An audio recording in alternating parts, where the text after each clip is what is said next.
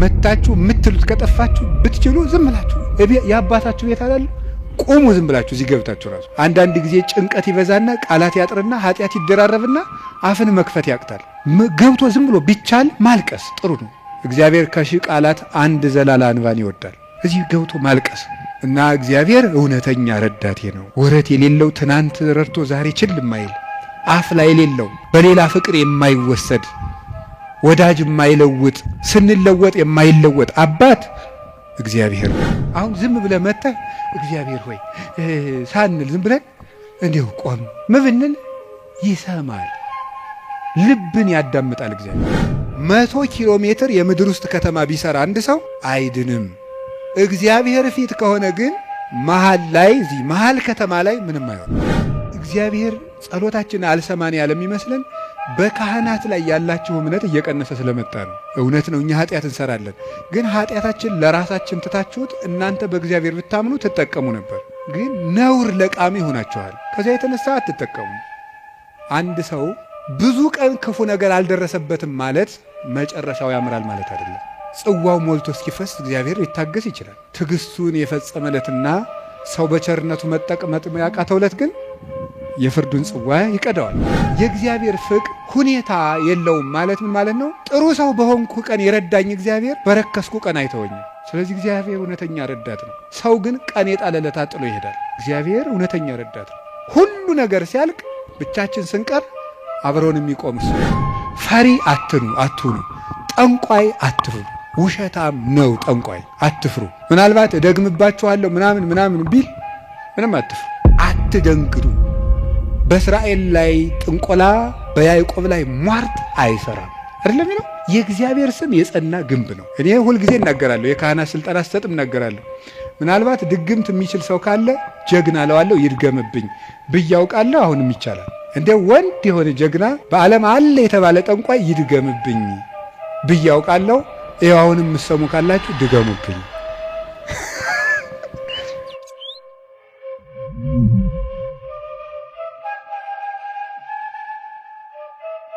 አፈቅረከ እግዚኦ በኃይሌ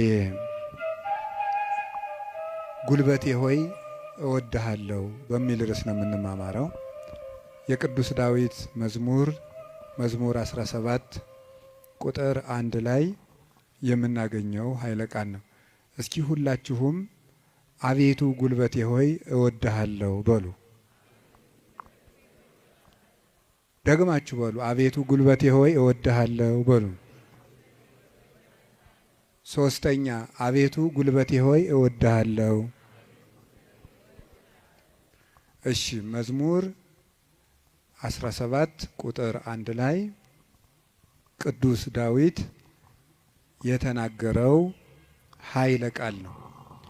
ሁላችሁም እንደምታውቁት ቅዱስ ዳዊት ጠላቶቹ ሁሉ ተሸንፈውለት እረፍት ካገኘ በኋላ የዘመረው መዝሙር ነው ይባላል። መዝሙር 17 ጠላቶቹ ሁሉ አርፈውለት የዘመረው መዝሙር ነው ይላል። በእኛም ላይ የሚነሳብንን ነገር ሁሉ እግዚአብሔር ያሳርፍልን፣ እረፍት ይስጠን መድኃኔዓለም። ስለዚህ ምን አለ? አቤቱ ጉልበቴ ሆይ ተናገሩ እንጂ በሉ። ሁላችሁ እኔን መሰላችሁ እንዴ? እግዚአብሔርን እኮ ነው በሉ። እሺ፣ አቤቱ ጉልበቴ ሆይ በሉ። እሺ፣ ማን ነው እንደዛ የሚለው? እግዚአብሔርን። በጣም የሚያስደንቅ ነገር ነው። እኔ እንግዲህ 3-4 ነጥቦችን ልንገራችሁ። እግዚአብሔር ለምንድን ነው ጉልበት የሚባለው የሚለውን ለምነግራችሁ። አፈቅረክ እግዚኦ በኃይሌ ኃይልን ስላደረክልኝ አመሰግንሃለሁ ነው የሚለው። ኃይልን ስላደረክልኝ አመሰግንሃለሁ። ግዙ እንደዛ ብሎ ይፈታዋል። አንድምታችን አንድም ስላደረክልኝ ኃይል አመሰግንሃለሁ፣ አንድም ኃይልን የምታደርግልኝ ነህና አመሰግንሃለሁ። ያለፈውንም የሚመጣውንም እስካሁን ኃይልን ስላደረክልኝ አመሰግንሃለሁ፣ ነገም ኃይልን ስለምታደርግልኝ ቀድሜ አመሰግንሃለሁ። ሲናገር እግዚአብሔር ኃይልየ ወፀወኔ ወመዳኔ እግዚአብሔር ኃይልየ እግዚአብሔር መጠጊያዬ፣ እግዚአብሔር መድኃኒቴ ነው ይላል። እግዚአብሔር ኃይሌ ነው። እግዚአብሔር መጠጊያዬ አምባዬ ነው። እግዚአብሔር መድኃኒቴ ነው። ሊቃውንት ሲፈቱት እግዚአብሔር ብዋጋ ማሸነፊያዬ ጋሻዬ፣ ብሸሽ መጠጊያዬ ነው ይላል። ሰልፍ በመጣ ጊዜ ድል የምነሳበት እሱ ነው። በሸሸው ጊዜ የማመልጥበት መጠጊያ እሱ ነው። የሚያድነኝም እሱ ነው የሚለውን ሊቃውንት ሲተረጉሙት የማያድን አምባ አለና ይላሉ። የማያድን አምባ አለና እግዚአብሔር ግን የሚያድን አምባ ነው ይላል። ብዙ ሰዎች የተጠጉበት አምባ ሁሉ አላዳናቸውም። አይታችሁ እንደሆነ ማለት ነው። እየሰማችሁ ነው? አዎ። የተጠጉበት አምባ ሁሉ አላዳናቸውም። እንደ ብዙ ሰዎችን ሰው ሲያሰቃዩ የነበሩ ነገስታትን ሁሉ አንዳንድ ጊዜ ነገስታትን፣ ኃያላን ሰዎች፣ ንፉግ ባለጸጎች እነዚያን ሁሉ ታሪክ እንደ ቁጭ ብዬ ሳስበው ብዙዎቹ ያ ነገራቸው እንዳጠፋቸው ነው የምታዩት። ጉድጓድ ውስጥ ከተማ ሰርተው የሚኖሩትን ሁሉ መርምሮ አውጥቶ አንጠልጥለው የሚገል ጥሎባቸዋል። ሁሉንም ማለት ነው። የማያድን አምባ አለና 100 ኪሎ ሜትር የምድር ውስጥ ከተማ ቢሰራ አንድ ሰው አይድንም። እግዚአብሔር ፊት ከሆነ ግን መሀል ላይ እዚህ መሀል ከተማ ላይ ምንም አይሆንም። በህዝብ መሀል ተሰውሮ ምንም አይሆንም። ዛሬ አቡነ ገብረ መንፈስ ቅዱስ ናቸው እንደምታውቁት። አቡነ ገብረ መንፈስ ቅዱስን አንዱ መነኩሴ ሂድና ጾም እንዲህ ያለ ቤተክርስቲያን ቅዳሴ ቀድሰን አሉት። አይ እንዴት አድርጎ ይሆናል? መነኩሴው በአብይ ጾም ከተማ ለከተማ እየዞረ ይሉኛል አሉ። ምእመናን ከባዶች ናቸው እኮ ለማማት አይደለም። እኔ ግን ምእመናን አንድ ነገር መናገር እፈልጋለሁ። እሱ ምንድን ነው? እኔ አሁን እግዚአብሔር ጸሎታችን አልሰማን ያለ የሚመስለን በካህናት ላይ ያላችሁ እምነት እየቀነሰ ስለመጣ ነው። እውነት ነው፣ እኛ ኃጢአት እንሰራለን። ግን ኃጢአታችን ለራሳችን ትታችሁት እናንተ በእግዚአብሔር ብታምኑ ትጠቀሙ ነበር። ግን ነውር ለቃሚ ሆናችኋል። ከዚያ የተነሳ አትጠቀሙ። እኔ አሁን ሰሞኑን አይቻለሁ። የሄድኩበት ሀገር ገብቶ ይቀድሳል፣ ቀድሶ ሲወጣ ሲጋራ እያጨሰን የሚሄድ ቄሱ። አሁን የኢትዮጵያ ካህናት ይሄን ብታየው አትሰቅሉንም? መሀል ከተማ ላይ አይ ጳጳስ ሲያጨስ ነው አይቻለሁ። ጳጳስ እያጨሰ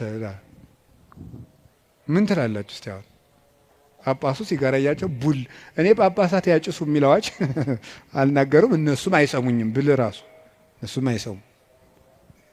የኛ ጳጳሳት እኔ አያደርጉም አይሰሙም። ግን ማለት የፈለኩት ሲጋራውን ቡል እያደረገ መተው እጁን ሳም አድርገው ይሄዳሉ ምእመናን። እኔ ባይኔ እኮ ነው ያየሁት። ትናንት ራሱ አይቻለሁ። ዛሬ ጠዋት ነው የገባሁት። እነሱ እንደዛ ነው የሚያደርጉት። እግዚአብሔር ጋር እንጂ ሰው ነውር ላይ አይደለም የሚንጠለጠሉት። ጉልበታችን መምጣት ያለበት ወደ እግዚአብሔር ነው። እንድንጠቀም መጠጊያ ማድረግ ያለብን እግዚአብሔርን ነው። የዘመን ጉዳይ እንጂ ማንም ሰው ከእግዚአብሔር ተለይቶ የተጠጋበት አምባ ሁሉ አይረባውም፣ አይጠቅመውም። ከእግዚአብሔር የተጠጋ ግን ይኸው ኤልዛቤልን ታውቋታላችሁ አይደለም? ናቡቴን እንደዚህ አድርጋ አስገድላ፣ እሷ ግን በግንብ የተሰራ ምርጥ ቤት በዘመኑ ድንጋይ ተወርሮ የማይፈነቅለው ቤት በሙሉ ሰርታ፣ ሰረገላ የማይገባበት ቤት ፈርሳ፣ በጦር የማይወጋ ቤት ሰርታ፣ ይገርማችኋል፣ ገለው አውጥተው በመስኮት ነው እንዲያውም ጎትተው የጣሏት።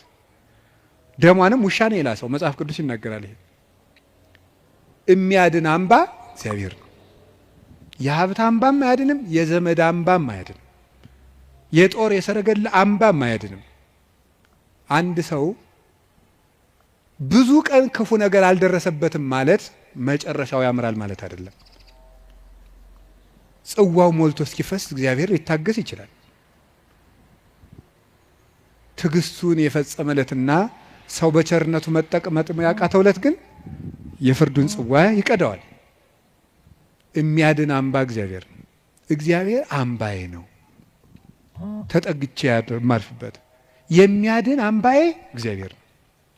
ዘመድም ስልጣንም ወገንም የጓደኛ ብዛትም መሳሪያም አያድንም።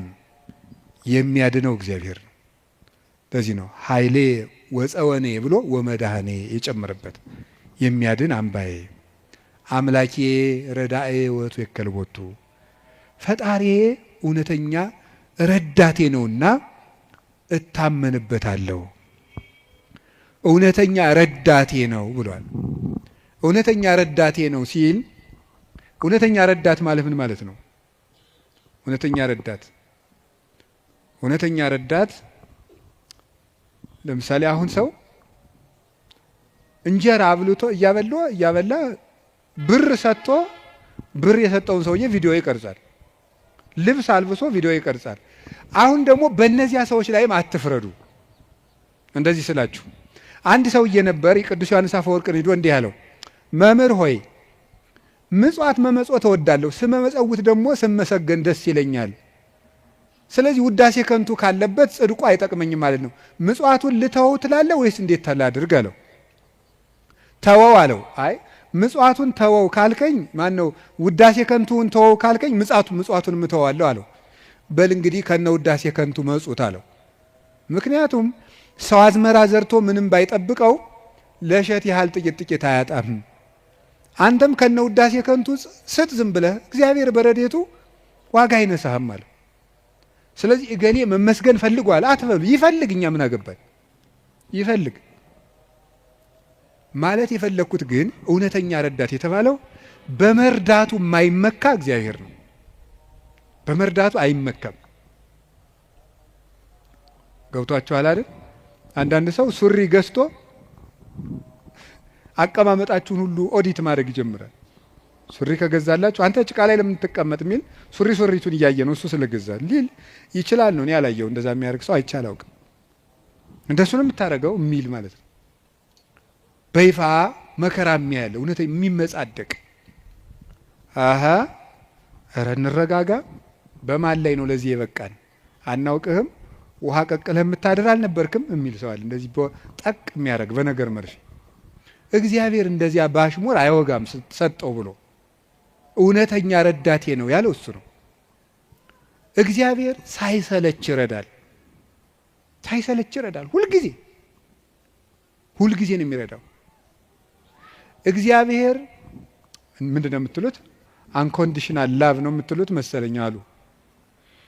የእግዚአብሔር ፍቅር ሁኔታ የለውም ማለት ምን ማለት ነው?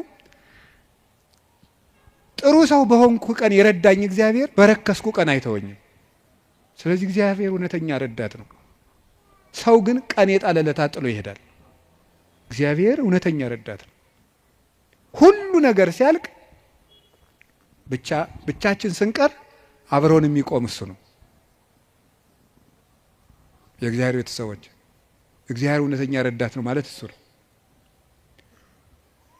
መርጦ አይረዳም እግዚአብሔር። አሽቃብጡልኝ አይልም። አሁን እኮ በጣም እኔ እንደው አንዳንድ ጊዜ ይገርማል። አሁን ለምሳሌ ለቤተ ክርስቲያን እንኳን ሰው ስራ ለመስራት ትሪትመንት ይፈልጋል። እንዲህ ይባላል እኒህ አቶ ገሌ በእውነቱ ለዚህ ቤተ ክርስቲያን ዋና ቀኝ እጅ ናቸው ካልተባለ ደስ አይለውም ሰው። ይሁን እኔ እንግዲህ እዚህ የዚህን ደብር አላልኩም፣ ኦል ኦቨር ዘ ወርልድ ነው። ገብታችኋል አይደለም? የዚህን ደብር ማለት ሳይሆን በቃ በአጠቃላይ ሰው ነው። ሰው እኔንም ጨምሮ ማለት ነው። ትሪትመንት በቃ ኮሚኒኬሽኗ ካላማረች ወይ አለቃው ወይ ሰባኪው ወይ መምህሩ ገብረ ስላሴ ወለተ ስላሴ መጣችሁልን አልተባለ አይሆን። እግዚአብሔር እንደዚያ አይደለም የሚለው። አሁን ዝም ብለህ መጥተህ እግዚአብሔር ሆይ ሳንል ዝም ብለን እንዲሁ ቆም ብንል ይሰማል፣ ልብን ያዳምጣል እግዚአብሔር። እለትሰምዑ ለሆሳሰ ልብ። ቆይ በኋላ የኔታ ይሉላቸዋል መላከ ገነት። እኔ በዚህ በጩኸቱ ዓለም ስለሌለውበት እሳቸው ይሉልናል። ይሄ መልካ ሕማማትና በጣም ደስ ይለኛል። ስለ ሥላሴ የሚነገር ነውና እለትሰምዑ ለሆሳሰ ልብ። ደስ ሲል ሥላሴ የልብን ሹክሹክታ የሚሰሙ የልብን አፍን አይተው ሳይሆን ነገር አሳምሮ ተናግሮ። እኛ እኮ ኮሚኒኬሽን ስኪል ተብሎ ኮርስ እየተሰጠን ነው። ሰው የሚወድልህ ወግ እንዴት አድርገህ ታዋጋለህ ነው ጨዋታው። መከራ አድርገህ ማዳመጥ አንዱ ስኪል ነው ምናምን። የሰዎችን ጥቅም አስቀድም፣ ምንትስ እንደዚህ በል፣ የቃላት ምርጫ ይኑርህ። ወረገመኒ በአማልክት ይሁርኩሳን፣ በረገሙ ጣዖቶቹ ረገመኝ። ዋንሰን ሳይኩ ሰለስተ አይባነ ሙስተፈለግ፣ እኔ 3 ድንጋዮችን ከባህር አነሳው። ወጸፍክ ወዲ በፍጽሙ ግንባሩን አልኩት። አሚሃ ወርቀ በኃይል እግዚአብሔር፣ በእግዚአብሔር ኃይል ያን ጊዜ ወደቀ። ወነሳይኩ ዘምላይሌው ሰይፈ፣ ከሱ ሰይፍን ወሰድኩ። ወመተርኩ ርሶ ለጎልያድ፣ የጎልያድን አንገትም ቆረጥኩት አለ። በራሱ ሰይፍ እንዲወድቅ ያደረገው ጉልበቴ ሆይ እስኪ በሉ ሁላችሁም ንገሩ እንጂ።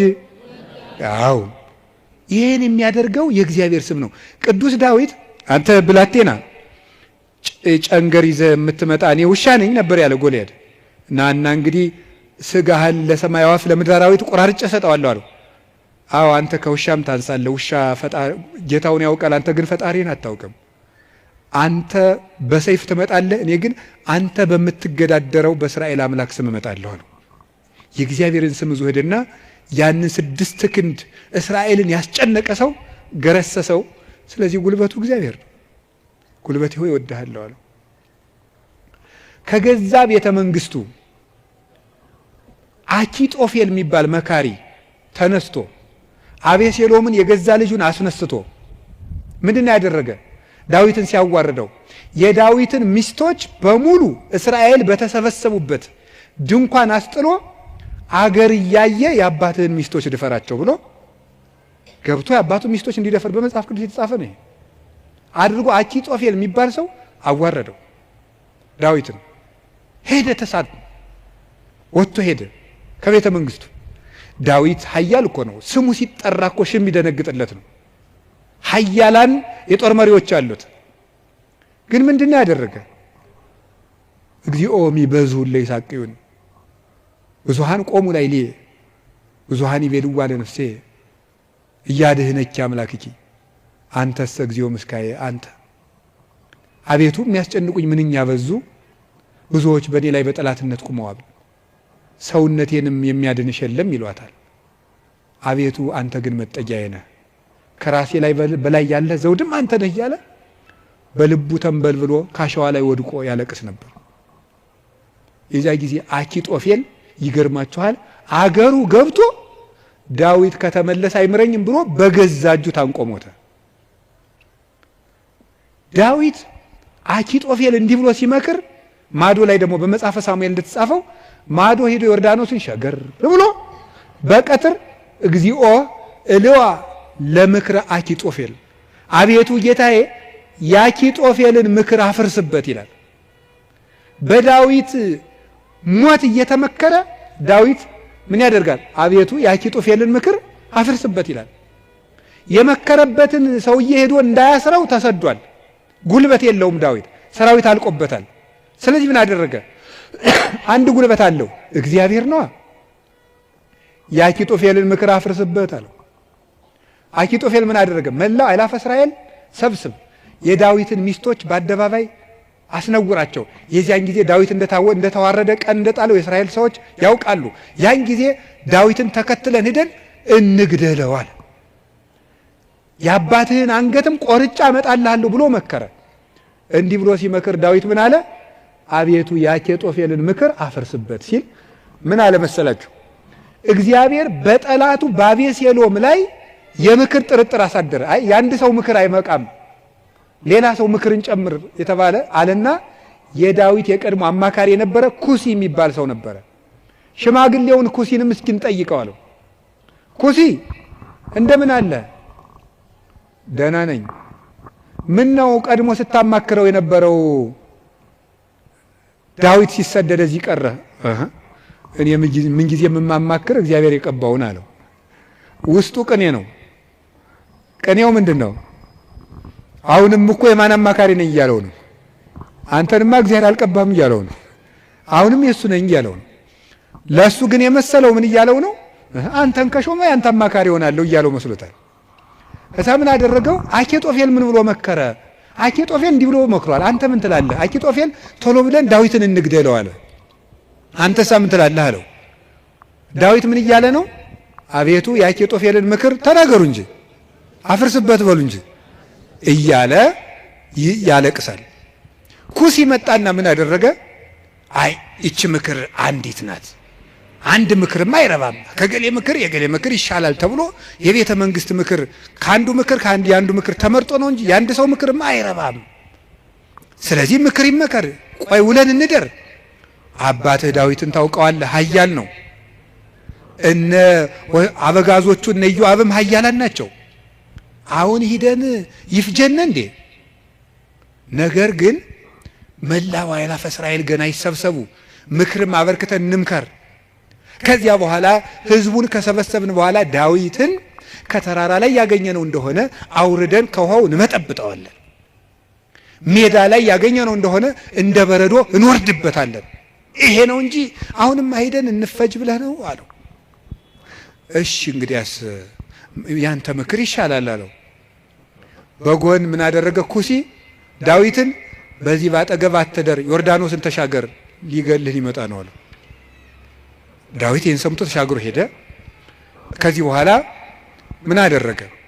ተሻግሮ ከሄደም በኋላ አቤሴሎም እሱ አባቱን ተከትሎ ሊገል በሰረገላ ሆኖ በጫካው ውስጥ እያሰገረ ፈረስ ሲሄድ ጸጉሩን አሳድጎ ስለነበረ ጸጉሩ ከዛፍ ላይ ተንጠለጠለና ሞተ። ዳዊት ግን ፈረስ ላይ አልወጣ፣ ምክር አላማከረ። አቤቱ የአኬጦፌልን ምክር አፍርስበት እንዳለ የክፎችን ምክር አፍርሶ ዳዊትን ስለታደገው አቤቱ ጉልበቴ ሆይ ሙሉት እናንተ እወድሃለሁ ያለው ስለዚህ ነው። እግዚአብሔርን መውደድ እንዲህ ያለ ጉልበት ይሰጣል። ሲሰድበው እንኳን ሳሚ ወልደጌራ የሚባል አንተ የውሻ ሬሳ ሳይመስልክ፣ መቼም ሰው የዚህ ዘመንም ሰው እንኳን እንደዛ ሳይመስል አይቀርም። አሽቃባጭነት ይበዛዋል። ማለት ምን ማለት ነው? ሁላችሁንም አይደለም፣ እነማንም እንደሆነም አላውቅም። ዞሮ ዞሮ ግን ባለስልጣንን ሲሻር መሳደብ እናውቅበታለን ነው ለማለት የፈለግኩት። ሲሾም ትንፍሽ የለም፣ ሲሻር ስለ አፄ ኃይለ ሥላሴ ነውር የሚወራው በደርግ ዘመን ነው። ስለ ደርግ ዘመን የሚወራው ቀጥሎ ባለው ነው። ቀጥሎ ስላለው የሚወራው ቀጥሎ ባለው ነው። ነገ ደግሞ የሚወራው ምን እንደሆነ ያላውቅም። ስለዚህ ልላችሁ የፈለግኩት ምንድን ነው? ቀን ሲጥለው ጎበዝ ሰውን የተሾመም ቢሻር ያጣም ቢያገኝ ከእውነት ጋር ቁሙ እንጂ ሰውን ቀንጥሎታል ብላችሁ አትሾም። እንዲሁ ለስጋም ተመልሶ ሊመጣ ይችላል። አጉል ነው፣ ተመልሶ ሊሾም ይችላል። ለነፍስ ግን ሰውን ቀንጥለው ምን ይላል ሰሎሞን? ቀን የሚያመጣውን አታውቅምና በጠላት ውድቀት ደስ አይበልህ ይላል። ስለዚህ ሳሚ የሚባለው አንተ የውሻ ሬሳ የመሰልክ ጭንጋፍ አለው ዳዊትን ያህል ጌታ ያን ከፍ ያለ ሰማይ እነ አቢሳ የሚባለው የእህቱ ልጅ ይሄ የውሻ ሬሳ የመሰለ አንገቱን ልቁረጠው አለ። ተው እግዚአብሔር ሰደበው ብሎት ነው አለው። እግዚአብሔር ሰደበው ብሎት ነው። ይሄ ስድብ የሚያመጣውን ዋጋ አታውቅም አለው። ዳዊትም ጠላቶቹ ሁሉ ጠፍተው መልሰው ዘመኑ ተመልሶለት ቤተ መንግስቱ ገብቶ ፈጣሪውን አገልግሎ ዘመነ ቅዱሳንን ተጉዞ የእግዚአብሔርን እረፍት አረፈ። አቤቱ ጉልበቴ ሆይ እወድሃለሁ ያለው ደካማ እንባው ጦር የተሸከሙ ጠላቶቹን ድል ስነሳችለት ነው። አሁንም ጉልበት እግዚአብሔር ጉልበታችን ነው ማለት ባጭር ቃል ለመጠቅለል አንድ እግዚአብሔር ጉልበታችን ነው ማለት ከኛ ዕውቀት ውጭ የሆነ ነገርን እግዚአብሔር ያደርግልናል። አንድ ከኛ ዕውቀት ውጭ የሆነ ነገር ነው። ለምሳሌ አንድ ሰው ትዝ ይለኛል፣ እናቱ ታመው እንደ የሰማህ እንደሆነ እንዳትቀየመኝ አደራን ጸበል ይጠመቁ ስንለው በጣም የተማረ ሰው ነው። በጣም ቆይ ጸበሉን የውሃው አይነት ከደማቸው ጋር ማች እንደማድረግና ለማድረጉን መመርመር አለብን። ትንሽ ፈገግ ያሰኛል እና ይሄ ፈጽሞ አሁን አንዳንድም የከተማ እናቶች ሊቃጣቸው ጀምሮ ነበር አሉት። ክርስትና ሲያስነሱ ውሃ በፌርሙዝ አሙቀው አምጥተው በዚህ አጥመቁልኝ። ይሄ ቀልድ ይመስላል በእውነቱ ማለት ነው። እና ቆይ ክርስትና ሲነሳ ልጄን ይበርደዋል ብላችሁ ታስባላችሁ? እናቶች እንደዛ ካሰባችሁ ሞታችኋል በሉት። ሰውም አይደላችሁ። ክርስቶስን እየለበሰ እኮ ነው። እንዴት ይበርደዋል? ሰው ሲጠመቅ ክርስቶስን ነው የሚለብሰው። ገላትያ ምዕራፍ 3 ላይ ያለ የተጠመቃችሁ ሁሉ ክርስቶስን ለብሳችሁታል ማለት ነው። እና አንዳንድ ጊዜ እውቀታችን ጣልቃ ይገባና እቺ ዲግሪ ላይ አንዳንድ የተጠራቀመች ነገር ትረብሻለች፣ እምነትን ትረብሻለች። እሱን ተውትና እግዚአብሔር ከእውቀት በላይ ይሰራል። እስኪ በሉላችሁ፣ ከምን በላይ ይሰራል? ከእውቀት በላይ ይሰራል። ከኛ አቅም በላይ ያለው በእግዚአብሔር ይከናወናል። አቤቱ ጉልበት ይወዳለሁ የተባለው እሱ ነው። አንደኛ መጠጊያ ማለት ነው። ሁለተኛ እግዚአብሔር ከኔ አቅም በላይ የሆነውን ከተፈጥሮ ሕግ በላይ የሆነውን ነገር እሱ ይፈጽመዋል። ሶስተኛ ደግሞ የማረባ ሰው በሆንም እንኳን እግዚአብሔር እጁ ከያዘኝ ግን ትልቅ ሰው እሆናለሁ ማለት ነው። እግዚአብሔር ጉልበት ሲሆነው ውሃ ይገባና ምን ይሆናል? ጸበል። አፈር ይገባና ምን ይሆናል? እምነት። እግዚአብሔር ጉልበት ሲሰጣት የ15 ዓመት ልጅ ማንን መሸከም ትችላለች? ድንግል ማርያም እግዚአብሔርን ተሸከመችው። እግዚአብሔር ጉልበት ነው። እሱ ጉልበት ባይሆናን እሳትን ማን ይታቀፋል? ማንም። እግዚአብሔር ጉልበት ሲሆን እሱን እንኳን እንችለዋለን። ስለዚህ የእግዚአብሔር ቤተሰቦች በእግዚአብሔር በርቱ፣ እግዚአብሔርን ጉልበት አድርጉት። ሁላችንም በእግዚአብሔር እንመካ። ሁልጊዜ ጸልዩ። አንድ ነገር ብቻ ልናገር። ወደ እግዚአብሔር ለመሄድ ከየት ልጀምር ካላችሁኝ ጸልዩ። መንፈሳዊ ሕይወት ከየት ዛሬ ምናልባት ዛሬ ብቻ ቃለ እግዚአብሔር የምትሰሙ ሰዎችም ትኖራላችሁ። ዛሬ ድንገት የመጣ መጥቶም ማያውቅም ሊኖር ይችላል። መንፈሳዊ ሕይወት ከየት እንደምጀምር ግራ ገብቶኛል ካላችሁ መንፈሳዊ ሕይወት መጽሐፍ ቅዱስ ሂድና አጥኑ ወይም እንደዚህ አድርጉ ወይም እንደዚህ አይደለም። መንፈሳዊ ሕይወት መጀመሪያ ከጸሎት ጀምሩ። በቃ ሌላ መጀመሪያ አባታችን ሆይ በቃ እሱም በሉ። ከዛ ቤተ ክርስቲያን ውስጥ ተሳተፉ፣ አስቀድሱ። ከዚያ በኋላ መጽሐፍ ቅዱስን በደንብ ተማሩ። እነዚህ ሶስቱ ሁልጊዜ የቤት ስራ እሰጣችኋለሁ፣ እኔም እናንተም ታደርጉታላችሁ። አሁን ዛሬ መልሼ ልሰጣችሁ ነው። ከዚህ በኋላ በሄድኩበት ሁሉ እናገራለሁ፣ ሰው ቢሰለችም ባይሰለችም። እንደ ከርቤ እስከምትመር ድረስ ተናገር ብሏል አንድ የቤተ ክርስቲያን አባት። እሺ አንደኛው በቀን እንድታደርጉት ሁልጊዜ ነው የምነግራችሁ። እዚህ መድረክም ተናግሬያለሁ። አንደኛው በቀን አንድ ምዕራፍ መጽሐፍ ቅዱስ አንብቡ። ሁለተኛው በቀን ቤተ ክርስቲያን ሳትገቡ አትዋሉ። እንዲሁም ከዛሬ በኋላ በሰበኩበት ሁሉ ለመናገር ነው ቃል የምገባው እግዚአብሔር ቢረዳኝ። እነዚህን 5 ነገሮች ሰው እስኪያደርጋቸው ድረስ ከቻልኩ እስከምሞት እናገራለሁ። እናንተም በጸሎት ካሰባችሁኝ እና ካስጨረሰኝ። ስለዚህ የመጀመሪያው አንድ ምዕራፍ መጽሐፍ ቅዱስ በቀን አንብቡ። ሁለተኛው ቤተ ክርስቲያን ሳትገቡ አትዋሉ። በቀን መግባት የማያስችል ተፈጥሯዊ ግዳጅ ከገጠማችሁ ደጅ ላይ ቆማችሁ ሂዱ። ሶስተኛው በሳምንት አንድ ቀን ቢያንስ አስቀድሱ። ውስጥ ገብታችሁ በሳምንት አንድ ቀን ቢያንስ ማለት ነው። አራተኛው ንስሐ ግቡ። ንስሐ ግቡ። ንስሐ እንዲያውም ምንድነው የምትባለው? ሌላኛይቱ ከእግዚአብሔር የተሰጠችን ልደት ናት ነው የሚባለው። አንድ ልደት ከእናት አባት ተወልደናል። ሌላ ልደት ደግሞ በጥምቀት እንደገና እሷ ስትደበዝዝ ደግሞ እግዚአብሔር በንስሐ ልደትን ሰጠ። አዳም ከሔዋን እሱን የመሰለ ልጅ እንደወለደ ይላል አረጋዊ መንፈሳዊ የተባለ ሊቅ።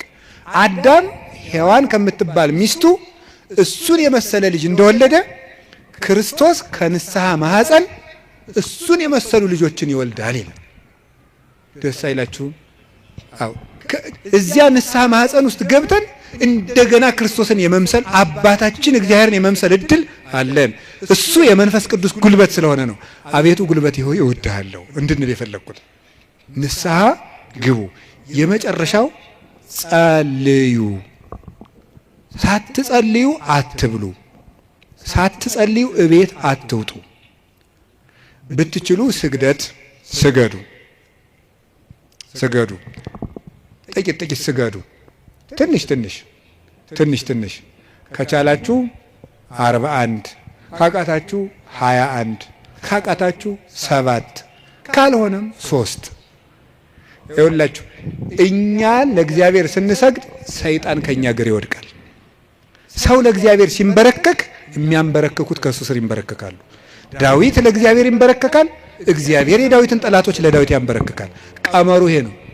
እኛ ለእግዚአብሔር እንንበረከክ፣ የሚያንበረክኩንን አጋንንት ደግሞ እግዚአብሔር ያንበረክካቸዋል። ሰው ለእግዚአብሔር ሲንበረከክ ትልቅ ነገር ነው።